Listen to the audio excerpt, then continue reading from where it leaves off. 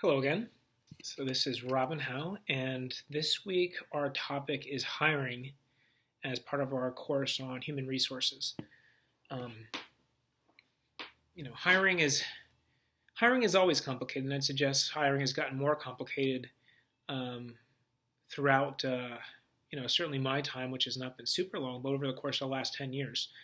In particular, as we're teaching this course as it applies to Montessori schools, I just want to talk briefly about my experience and some of the big questions that I've come up with and some of the strategies that have worked well for me. The first complication, the first challenge in hiring in a Montessori school is that we are looking for highly specialized people in most cases. So if we're looking for a Montessori teacher, we are generally looking for somebody that has obtained a MACD certified Montessori credential, and those in many cases aren't a dime a dozen, right? We need to look. So one of the strategies that you often have to implement is reaching out through different classified or different organizations, but certainly networking.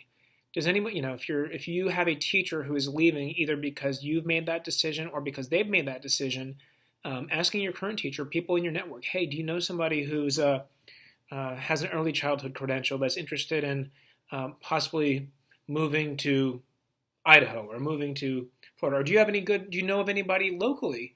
If you have more people that, if you're in a larger city, do you know anybody who might be interested in a career change? An important thing that I would caution you on when talking about Montessori teachers and hiring is because Montessori is such a small world, you need to be very careful that you are not perceived as pirating off teachers. So the very last thing I would ever recommend is reaching out to a teacher that is currently employed at another school and say, hey, how do you feel about jumping ship? I'll give you an extra $2,000. Does it happen? Of course it happens. But I would suggest the approach of letting it be known that there is an opening. If somebody approaches you, then you can have that conversation. I would also suggest that in terms of Montessori teachers, if they're working in a current school, offering the courtesy and letting the teacher know that, depending on how this process goes, if it gets serious, you will be reaching out to their current employer and asking for permission to a certain degree. It doesn't mean, or giving them notice that you're having conversation. Now that can be tricky because many teachers won't want to tell their current employer that they are looking for other jobs. So you just have to find that line. But certainly if you are getting ready to make an offer, I would always suggest as a leader of a school to do the courtesy of reaching out to the administrator at the other school and letting them know that you are going to be making an offer. There's nothing worse than being on the other side and being blindsided and hearing from, and I've been in this situation, hearing about a teacher leaving because somebody else saw their picture on their website. So literally what that looks like is if you believe that one of your teachers is coming back to work for you, and then you get a phone call saying, hey, did you know that Robin's picture is on the website of this other school? And then you go and look, and then sure enough, it's there. And then that's how you learn about it. You want to be as ethical and forthright as you can when working with teachers in a different school in your town. But if they're not in your town, again, as I mentioned, you may have to essentially go on a national search. As the age group gets higher, it seems that there are fewer and fewer teachers. So it may be easier to find an early childhood trained teacher because there are more early childhood teachers, whereas if you're looking for somebody who's an upper elementary trained teacher, that could be much more difficult. So the strategies there would be reaching out to some of the online classified ads that AMS, AMI, IMC have, looking at training centers. So if you have people at your training center, you may want to reach out to them and say, hey, this position just came up. If you have anybody that's either graduating or if you have people that you know that are in your network, can you just let them know? And then, of course, there are all sorts of different online and in print still classified ads where you can put up options for teachers. So that's sort of just the more logistical side of hiring teachers. But when it comes to actually trying to figure out if they're the right fit, that's a whole different story. in Montessori schools, we sort of assume that if they have a Montessori credential, they are able to lead a Montessori class. But just like I would make the suggestion for children, you need to put the time in to figure out if they're the right fit. What does that mean? So if I have somebody who's expressed interest in coming to work with us, I want to start out with having a casual conversation. I want to get to know them. I want to know why they're interested in our school, why they found Montessori, what strikes them about Montessori. And basically what I'm trying to do is not determine necessarily how much they know about Montessori, but are they the right fit? So would they get along with their team member? Would they get along with the rest of the community? Do they have shared ideals? Because that can really quickly break apart a community. So the first thing I want to do is try to get to know them and know if they're the right fit. If I think they're the right fit, then I'm going to start including other people in the conversation. In a teaching team, I would, as much as possible, include the other partner in the teaching team. What this does is it certainly empowers them, the other person, even if it's an assistant. It empowers the assistant to feel like they have the opportunity to make a contribution to the decision. The other thing I would do is invite other members of the community to get to know them. So it does not mean that they necessarily get to make the decision, but it's getting them involved in making the decision and seeing how they feel. And then ultimately, you as a school leader are going to be in the position to make an offer. But I would just, whatever your plan is, I would suggest putting the time up front to make sure they're the right fit, rather than hiring them because they have a Montessori credential, only to find out that just because even though they have a Montessori credential, they are not the right fit for the school. And there are some wonderful teachers, and I have actually had this experience recently, there are some wonderful Montessori teachers that would have done well in a school that I work for, but aren't currently a good fit for the current school. And that can also be a really challenging position for a school leader, because it may not be that you have to keep somebody or rehire somebody because they're good. It may be that you have to make the decision not to rehire them because they're not the right fit. And ultimately what you're looking to do is trying to do what's best for the community. So empower partners, spend as much time, ultimately make the decision as a school leader. And then, of course, therein lies another challenge of salaries. While this is not necessarily part of the discussion here, I will just mention it.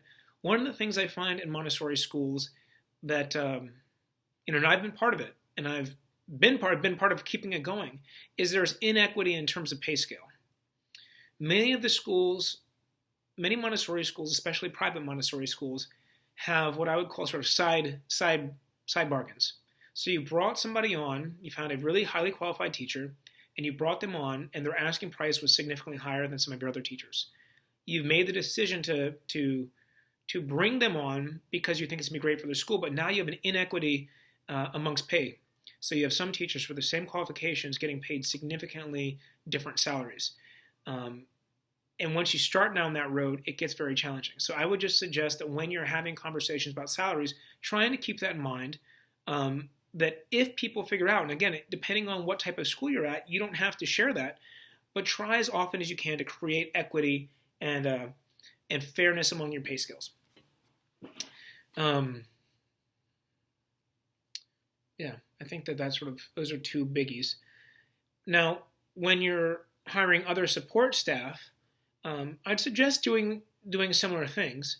You don't necessarily, if you're hiring an art teacher, a music teacher, or a PE teacher, it's hard to find, an extended day person or substitute teachers. It's not often that we have a trained Montessori teacher that fills those roles. When that happens, that's great, but it doesn't often happen. Most trained Montessori teachers are in the classroom. So again, what I would suggest you do in terms of when you're looking at hiring is try to figure out, are they the right fit? A highly qualified music teacher, for example, that has experience, is a classically trained musician who is used to teaching at the college level, so certainly has the background and the skill, may not be the right fit for my early childhood class. They may not be the right fit for a group of sort of more rambunctious elementary children. So again, spend the time to figure out whether the right fit. And in as many cases as possible for all of your hiring, invite them to come in and visit your classrooms. Have them experience what a Montessori classroom is like. I've had the experience, actually, and I probably used the experience of a music teacher because I've made that mistake myself. I have, music teachers for whatever reason are very hard to find and keep. And it's usually because we're small schools. Many Montessori schools are small, don't have enough hours to provide a full-time position, so you're sort of piecemealing together a team. And usually a lot of these specialists are piecemealing their lives together. So they may do 3 hours at your school this week, and then they still have, they're doing private instruction somewhere else, and then they're, whatever else. So I saw somebody with a great resume, and I, again, submitted a classified ad to try to find a music teacher. She came in, she presented very well, she was kind, she had a very high degree of experience, even in schools, but not Montessori schools, and I invited her in, and she came in, she observed, and she liked what she saw, and she said all the right things. I ended up hiring her.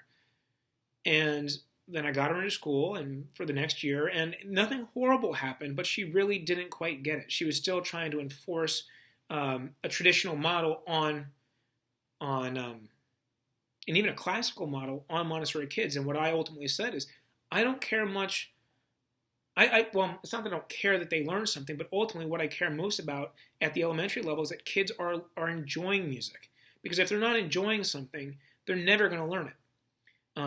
With music. So if I had a teacher that's trying to force me to learn to read music, and I'm not doing it, and I'm feeling shame because I'm not able to do it, I'm not going to be able to learn music. I'm certainly going to develop a distaste for music. And so my ultimate goal with her was have fun with the kids, get them to enjoy music, get them to feel engaged with music. And so that eventually, she did get better, but we decided to go our separate ways. And again, I did those things that I'm suggesting here, which is, bringing them in, and it still didn't work. So sometimes you are going to fail there. But again, you can only do your best. So with specialists and non-trained Montessori teachers, again, do the very most that you can to try to figure out if they're the right fit. And then the last thing I'm going to suggest about hiring teachers is, well, it's not really that I'm going to suggest, but I'm going to strongly recommend that you figure out exactly what you have to do to be covered in your hiring processes.